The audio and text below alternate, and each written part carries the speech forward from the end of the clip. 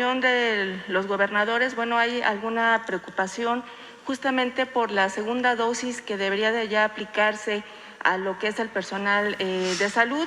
Ya hay algunos que ya pasaron esa fecha y bueno, pues están todavía con esta incertidumbre. No sé si ustedes tengan información al respecto. Ayer el doctor López-Gatell les contestó a los señores gobernadores que efectivamente se iba a poner la vacuna de la segunda dosis de la vacuna a todos quienes habían sido vacunados con esta primera dosis, que estaban ya las brigadas y que no habría ningún problema en continuar con la segunda dosis a todos aquellos del personal de salud, médicos y enfermeras y todo el personal de salud que había sido vacunado con la primera dosis.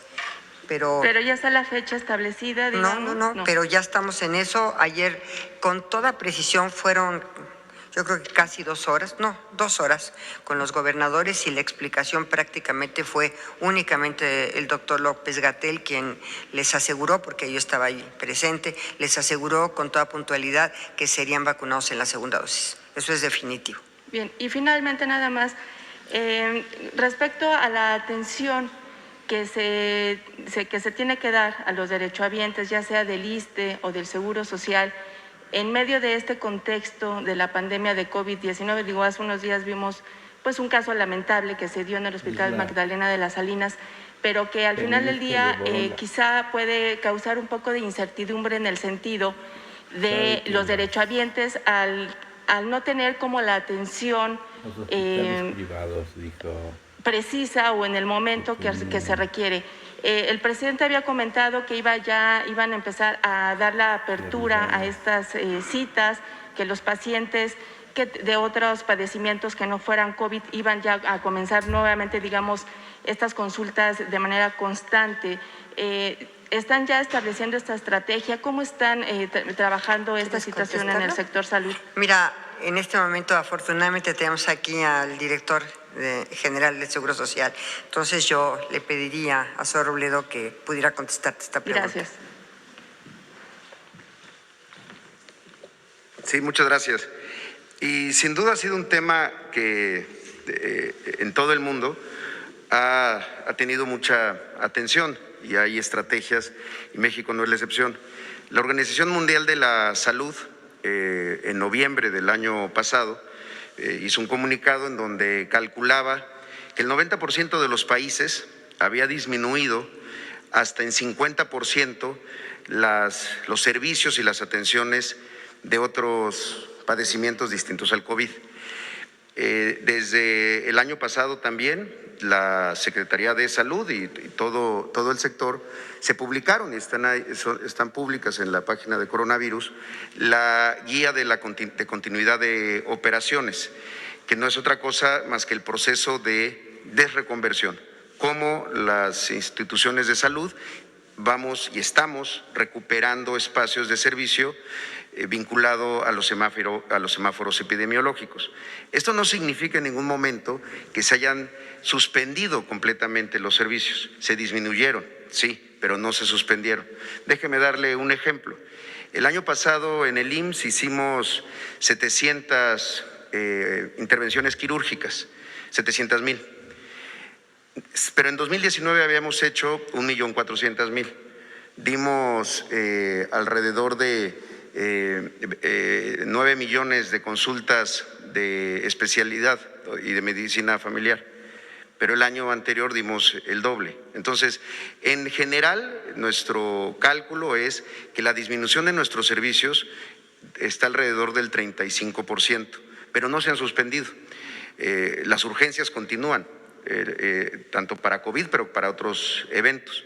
También, y el canciller nos ayudó mucho en este proceso, otros servicios que no se pueden suspender, un parto, una cesárea no se puede suspender por COVID, una urgencia grave, una apendicitis no se puede suspender, y lo que se hizo fue acordar, aliarnos con los servicios privados de salud para derivar a esos lugares estas atenciones mientras nosotros atendemos la mayoría de COVID. Entonces sí es un tema importante. Claro que ha habido una reducción. Hay servicios que se han suspendido, sí, terapias psicológicas, los servicios dentales, por ejemplo, han tenido una importante disminución, pero la consulta ha seguido abierta, la consulta de especialidad, la consulta de medicina familiar, intervenciones quirúrgicas. Hay algunas que han tenido mayores afectaciones en la disminución. Y perdón que me alargue, le pongo otro ejemplo. Los trasplantes de células para pacientes oncológicos, para niños con cáncer en particular, para cierto tipo de cáncer son muy útiles. Firmamos un convenio con el Hospital Ito del Teletón para que mientras en siglo XXI, por ejemplo, pediatría tiene disminuido sus servicios, los podamos hacer allá.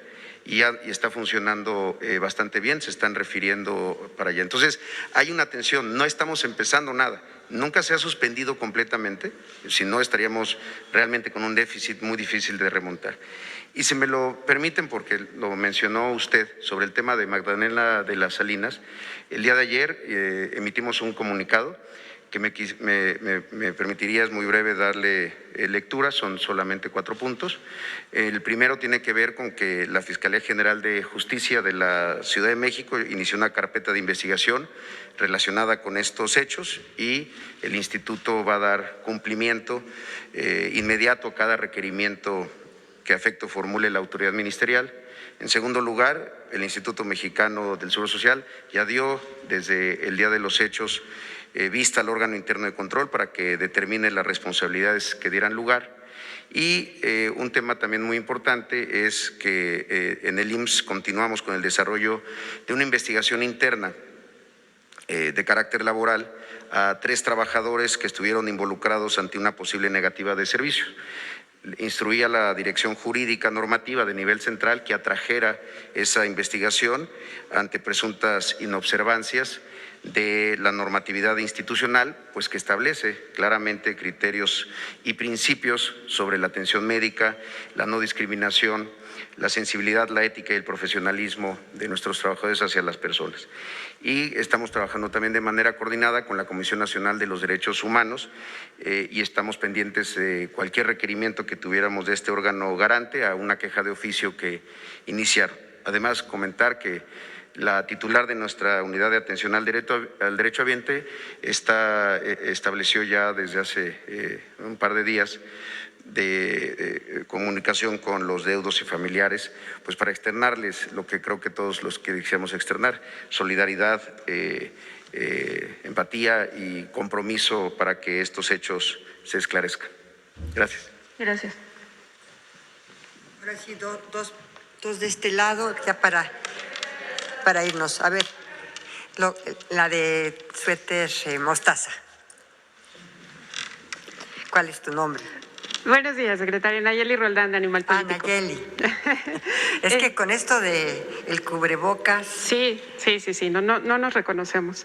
Secretaria, el día de ayer la CNDH dijo que va a investigar quién entregó a Animal Político la información respecto a las violaciones a derechos humanos cometidas en contra de migrantes en este país. Incluso, pues, amenazó prácticamente a su personal de establecer sanciones al respecto. De hecho, dijo que ante el uso indebido de dicha información sensible en agravio de presuntas víctimas, se ha dado parte a las instancias competentes a fin de que realicen las investigaciones respectivas, se deslinden las responsabilidades correspondientes y se apliquen las sanciones a que haya lugar. La pregunta, secretaria, es, pues, ¿cómo considera esta acción, este anuncio por parte de la CNDH? Bueno, mira, como en toda investigación y todo lo que también la CNDH realiza dentro de sus propias competencias, pues está primero cuidar también la secrecía y la privacidad de las personas a las que de alguna manera está, yo no digo investigando, pero sí digo, es revisando los casos que están ante la denuncia que han hecho ante la CNDH de algunas instancias que de alguna u otra manera estas personas se han sentido vulnerados y agraviados en sus derechos, de violación a sus derechos. Y yo creo que en ese sentido, digamos, sin estar comparándola con una fiscalía y las investigaciones que se hacen en las en las fiscalías y en las carpetas de investigación que se integran. También la CNDH tiene la necesidad de, digamos, ser sumamente cuidadosa con los temas de investigación que se están llevando a cabo de violaciones graves a derechos humanos y que efectivamente hay datos sensibles, hay datos de privacidad que deben ser cuidados. Así lo establece, por supuesto, no solamente la Constitución, sino la Ley de Protección de Datos Personales. Así que, en ese sentido, cuando no se tiene todavía la investigación completa, cuando no se tiene el expediente completo y se va a emitir la recomendación, pues desde luego tiene que cuidar esta privacidad y esta secrecía de todo lo que está en estos expedientes y en estas denuncias que se hacen ante la Comisión Nacional de Derechos Humanos. Entonces, pues habría que ver si ese es el caso de que todavía no se hubiera concluido alguna investigación, se hubiera concluido algunas actuaciones de la CNDH y que todavía estuvieran digamos, tuvieran que ser y estar dentro de estos parámetros de protección de datos personales y de secrecía.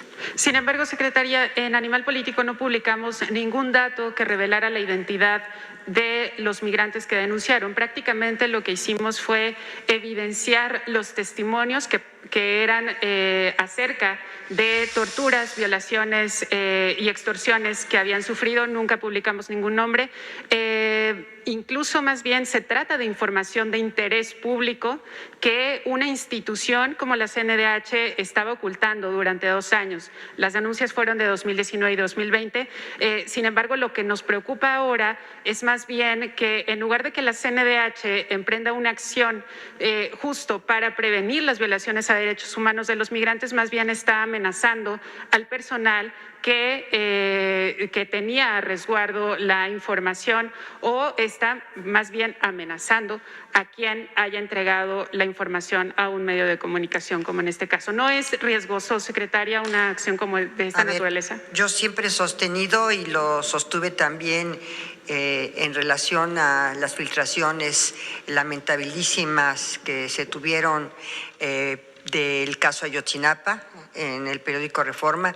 Yo siempre he sostenido que se inicia la investigación a las personas que dieron la información, no al medio de información que lo publicó. ¿Por qué? Pues porque el medio tiene esta información y en un ejercicio de su libertad de prensa y de expresión lo publicó, pero sí quien filtró estas informaciones. En realidad yo no tengo ahorita conocimiento exacto de lo que pasó en esta investigación que estaba haciendo la CNDH o en esta denuncia que se presentó ante la CNDH para que hiciera la investigación correspondiente y emitiera la recomendación y cuál era el estatus de esta investigación. Por lo pronto sí te puedo decir categóricamente que no hay posibilidad de que al medio se le sancione por dar a conocer esta investigación. Pero por otro lado, en mi opinión, si no hay estos datos de privacidad, de datos personales, de secrecía que habrá que cuidar, sino que es una denuncia que se está haciendo de lo que efectivamente está pasando, pues ese sí es ejercicio de la libertad de expresión. Justamente en ese punto, secretaria, esta información pues estuvo oculta durante 2 años y la CNDH lo que no dijo ayer es qué va a pasar con esos testimonios, con toda esa información. Y la pregunta es si la Secretaría de Gobernación, en este caso, podría solicitarle justamente algún informe acerca de esto.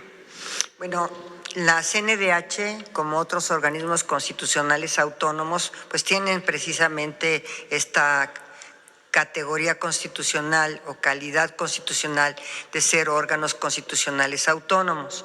Entonces, como ellos tienen sus propias normativas y su propia responsabilidad y tienen que rendir cuentas también como todos a la población y ser transparentes en su actuación, pues también ahí hay un tema de transparencia. Y si tú dices que esta investigación concretamente estuvo guardada durante los 2 últimos años, hasta donde me estás tú confirmando, pues también habría que ver por qué no avanzó esta investigación, por qué no hay resultados sobre esta investigación y por qué efectivamente después de 2 años no se dan a conocer este tipo de situaciones que son violatorias o que pudieran llegar a ser violatorias de los derechos humanos.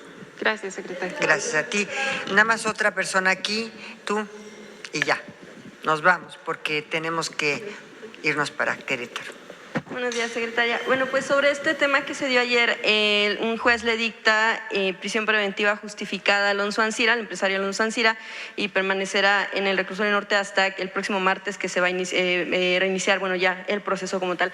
Esto se dio a partir de una alerta que da la Fiscalía General de la República en torno a al riesgo de fuga que pudiera haber. Y ¿Me hablas un poquito más despacio, por favor? Sí. Esto se da a partir de la alerta que da la Fiscalía General de la República en torno a un riesgo que pudiera haber respecto de la fuga que pudiera emprender el empresario. Ante esto, bueno, él ofreció una garantía de $2 millones. Preguntarle si en este caso, y bueno, ya en algún momento el presidente Andrés Manuel López Obrador había mencionado que pues una vez que repare el daño, entregando los $200 millones que pagó, que en lo que vendió a sobreprecio la planta agronitrogenados, pudiera estar de alguna manera pues otorgándose una especie de perdón. Preguntarle si esto es posible, si le alcanzará para pagar su libertad. Si se acoge a un criterio de oportunidad, sí, y si devuelve todo lo que pues costó esta planta de nitrogenados, que realmente su valor fue muy superior a lo que los avalúos habrían establecido, o sea, lo que se pagó por esta planta fue muy superior a lo que los avalúos y lo que realmente está en la planta. Parece que la planta es más chatarra que otra cosa. Entonces, pues ya con avalúos, con un proceso legal sólido al cual sí le daría oportunidad de acogerse al señor Ancira, devolviendo precisamente estos recursos.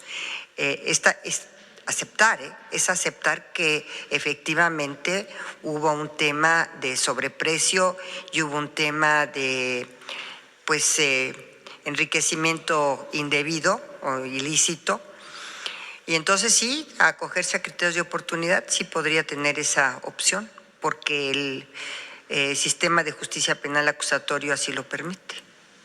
Gracias, secretaria. En un segundo tema, pues lo que surge ayer como reacción por parte de la periodista Lidia Cacho en torno a lo que usted mencionó respecto de las violaciones graves que hubo en el caso del exgobernador de Puebla, Mario Marín.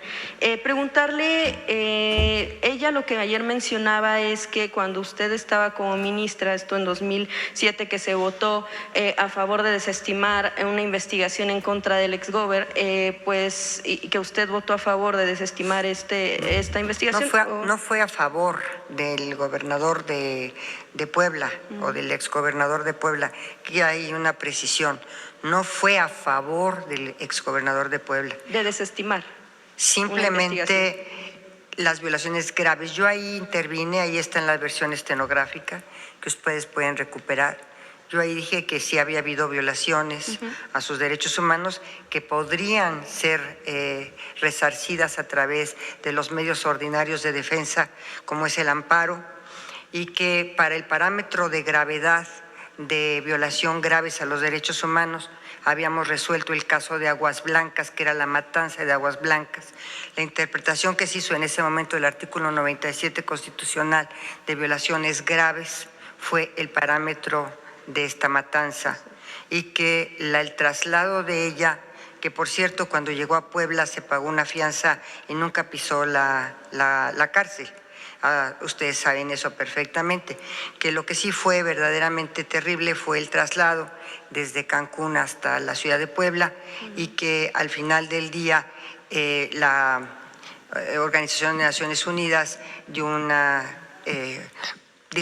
fue más que una resolución, es una recomendación que se acató por la Secretaría de Gobernación para darle la disculpa pública. Eso fue lo que yo dije, que incluso como toda detención, como todo traslado de tantísimas horas, pues prácticamente es una tortura de carácter psicológico, y así lo dije textual. pero que pudo haber interpuesto los recursos ordinarios del amparo para no ser trasladada y desde luego pagó la fianza para no ser privada de su libertad. Y también si usted comentó en aquel momento Pero que… esto es, a ver, aquí hay que hacer una línea divisoria muy clara y muy precisa. No se estaba revisando la publicación, No. sino la orden de aprehensión que se giró desde Puebla, sí, precisamente en base a delitos que ya, por cierto, fueron derogados prácticamente en todas las legislaciones de las entidades federativas. Entonces, se giró esta orden de aprehensión. Se tiene convenios de colaboración con las diversas policías, los diversos cuerpos policíacos de las diversas entidades federativas, y en ese sentido creo que una suspensión por parte de un juez para su traslado hubiese sido un recurso legal absolutamente viable.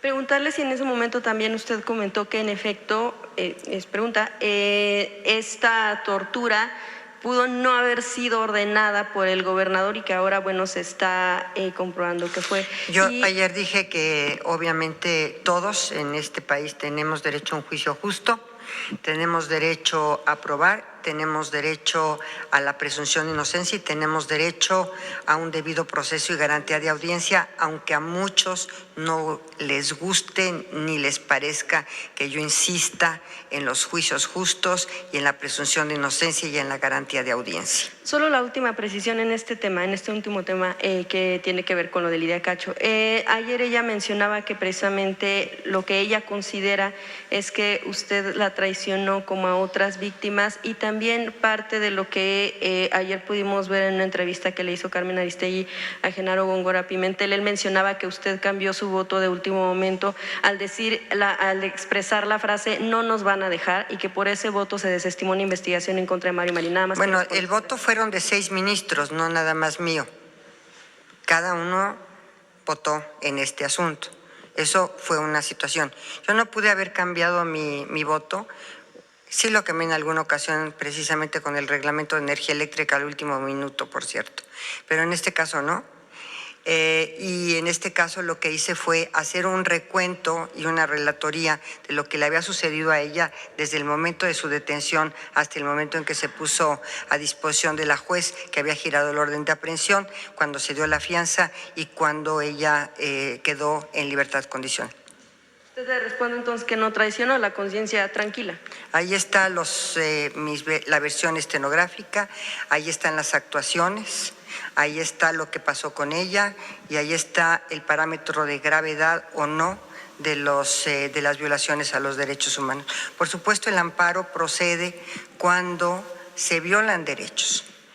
Es decir, cualquier persona que estima que se le han violado sus derechos acude en ese momento mismo al amparo, porque el amparo es el recurso legal, yo creo que más importante en el mundo, porque fue uno de los primeros países que estableció en el siglo XIX el amparo como el recurso efectivo para protegerse de la violación a los derechos humanos. Y sí te puedo decir que la relatoría de todo esto que aconteció con ella, desde su detención hasta su puesta a disposición y el pago de la fianza, pues fue un procedimiento judicial que se llevó a cabo. Se gira una orden de aprehensión, se pide colaboración a las instancias de la policía de Cancún, de Quintana Roo, se traslada y se llega a poner a disposición de la juez y la juez obviamente le otorga su libertad condicional por haber pagado la fianza. Entonces, la gravedad, digamos, el estándar de gravedad del artículo 97 constitucional, cuando la primera vez que se utilizó fue en las elecciones de León, Guanajuato, alrededor de los 40, de 1940 y tantos. Pero posteriormente se había hecho poco uso de la facultad de investigación de la Corte acerca de las violaciones graves de derechos humanos. Y cuando tuvimos oportunidad de pronunciarnos, nos pronunciamos justo cuando estaba empezando el sexenio del presidente Zedillo. Recuerdo perfectamente cuando se ocultó la información sobre la matanza de los campesinos en el vado de Aguas Blancas. Y ese fue el parámetro de gravedad, la interpretación de gravedad de violación a los derechos humanos. Cualquier violación a los derechos humanos es grave, sí. Cualquier violación a tus derechos, a cualquiera de ustedes, es grave, sí. Ahí está la interposición del amparo para resarcir esta violación también.